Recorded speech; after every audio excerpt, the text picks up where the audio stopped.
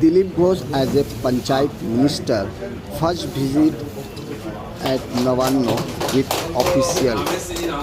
Answer the some questions by the press media সেটা হচ্ছে person. আপনার যে দপ্তরগুলো পড়েছে আগে তো অনেকগুলো দপ্তর একসঙ্গে পড়েছে, এই রুটিনটা কিভাবে ভাগ করবেন? কেন প্রত্যেকটা দপ্তর ডাইরেক্টলি মানুষের সঙ্গে যুক্ত। পঞ্চায়েত দপ্তরে গেছিলাম, এখানকার সেক্রেটারি এবং বাকি অফিসারদের সঙ্গে কথা বললাম।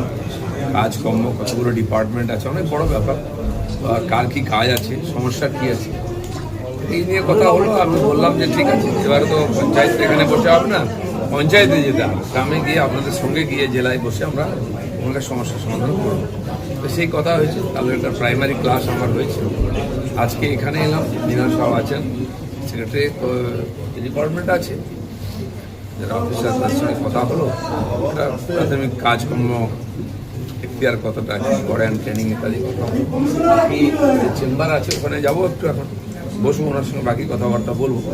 জাস্ট খালি আজকে পরিচিতি হচ্ছে, দেখা হচ্ছে।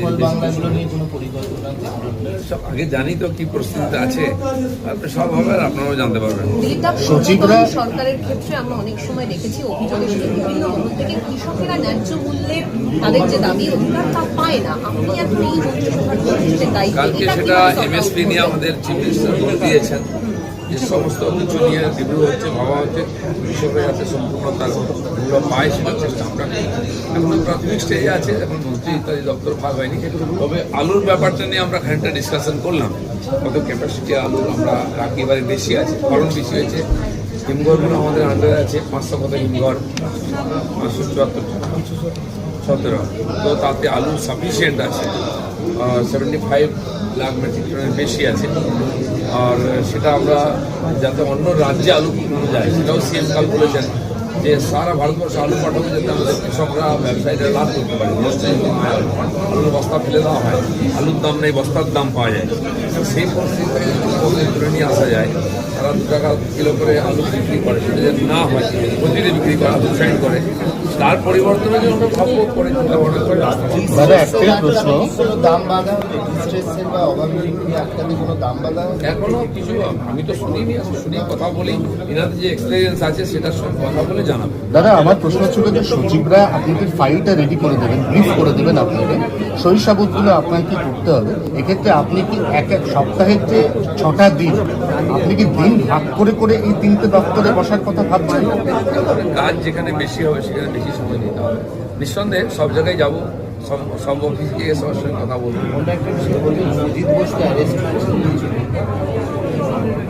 চলছে ইনকোয়ারি, দুর্নীতি ইত্যাদি বিভিন্ন কমপ্লেন আছে, কোর্ট দেখবে এইসব ব্যাপারটা। দেখাবো আপনাদের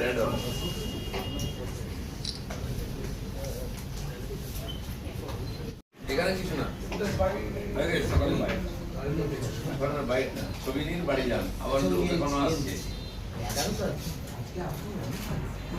আমি আগে আসি, স্যার বললেন যে আমরা একটা চিফ সেক্রেটারি মিটিং আছে, বেরিয়ে যাবো।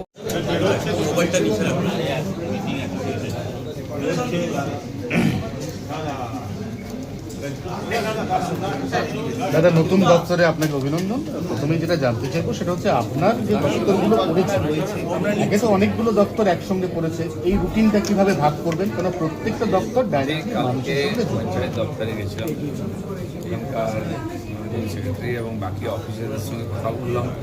কাজকর্ম কতগুলো ডিপার্টমেন্ট আছে, অনেক বড় ব্যাপার। কার কি কাজ আছে, সমস্যা কি আছে, এই নিয়ে কথা হলো। আমি বললাম যে ঠিক আছে, এবারে তো পঞ্চায়েত এখানে বসে হবে না, পঞ্চায়েতে যেতে হবে, গ্রামে গিয়ে আপনাদের সঙ্গে গিয়ে জেলায় বসে আমরা ওখানকার সমস্যার সমাধান করব। তো সেই কথা হয়েছে। তাহলে একটা প্রাইমারি ক্লাস আমার হয়েছে, আজকে এখানে এলাম। মিনার সাহেব আছেন, সেক্রেটারি ডিপার্টমেন্ট আছে, যারা অফিসারদের সঙ্গে কথা হলো। একটা প্রাথমিক কাজকর্ম এখতিয়ার কতটা কি করেন, ট্রেনিং ইত্যাদি কথা হলো। বাকি চেম্বার আছে, ওখানে যাবো একটু, এখন বসবো, ওনার সঙ্গে বাকি কথাবার্তা বলবো। জাস্ট খালি আজকে পরিচিতি হচ্ছে, দেখা হচ্ছে। সব আগে জানি তো কি পরিস্থিতিতে আছে, তারপরে সব হবে আর আপনারাও জানতে পারবেন। দিলীপদা, সচিবরা- পূর্বতন সরকারের ক্ষেত্রে আমরা অনেক সময় দেখেছি অভিযোগ এসেছে বিভিন্ন মহল থেকে কৃষকেরা ন্যায্য মূল্যের তাদের যে দাবি অধিকার তা পায় না। আপনি এখন এই মন্ত্রিসভার প্রতিনিধিত্বের দায়িত্বে কালকে এটা সেটা কিভাবে এমএসপি নিয়ে আমাদের চিফ মিনিস্টার বলে দিয়েছেন যে সমস্ত কিছু নিয়ে রিভিউ হচ্ছে, ভাবা হচ্ছে, কৃষকরা যাতে সম্পূর্ণ তার মূল্য পায় সেটার চেষ্টা আমরা করি। এখন প্রাথমিক স্টেজে আছে, এখন মন্ত্রী ইত্যাদি দপ্তর ভাগ হয়নি। তবে আলুর ব্যাপারটা নিয়ে আমরা খানিকটা ডিসকাশন করলাম, কত ক্যাপাসিটি আলুর আমরা রাখি, এবারে বেশি আছে, ফলন বেশি হয়েছে। হিমঘরগুলো আমাদের আন্ডারে আছে 500 কত হিমঘর, 517 তো তাতে আলু সাফিসিয়েন্ট আছে, 75 লাখ মেট্রিক টনের বেশি আছে। আর সেটা আমরা যাতে অন্য রাজ্যে আলু পাঠানো যায় সেটাও সিএম কাল বলেছেন যে সারা ভারতবর্ষে আলু পাঠানো যাতে আমাদের কৃষকরা ব্যবসায়ীরা লাভ করতে পারে। আলুর বস্তা ফেলে দেওয়া হয়, আলুর দাম নেই, বস্তার দাম পাওয়া যায়। সেই পরিস্থিতিতে যদি তুলে নিয়ে আসা যায়, তারা 2 টাকা কিলো করে আলু বিক্রি করে, সেটা যদি না হয় প্রতিদিন বিক্রি করে, আলু সাইড করে, তার পরিবর্তনে যদি আমরা সাপোর্ট করে চিন্তা ভাবনা করে দাদা একটাই প্রশ্ন, দাম বাধা ডিস্ট্রেসের বা অভাব বিক্রি আটকাতে কোনো দাম বাধা এখনো কিছু আমি তো শুনিনি, এখন শুনি কথা বলি, এনাদের যে এক্সপিরিয়েন্স আছে সেটার সঙ্গে কথা বলে জানাবো। দাদা আমার প্রশ্ন ছিল যে সচিবরা আপনাদের ফাইলটা রেডি করে দেবেন, ব্রিফ করে দেবেন আপনাকে, সই সাবুতগুলো আপনার কি করতে হবে। এক্ষেত্রে আপনি কি এক সপ্তাহের যে 6টা দিন, আপনি কি দিন ভাগ করে করে এই 3টে দপ্তরে বসার কথা ভাবছেন? কাজ যেখানে বেশি হবে সেখানে বেশি সময় দিতে হবে।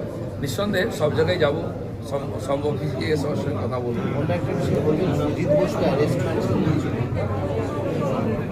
চলছে ইনকোয়ারি, দুর্নীতি ইত্যাদি বিভিন্ন কমপ্লেন আছে, কোর্ট দেখবে এইসব ব্যাপারটা।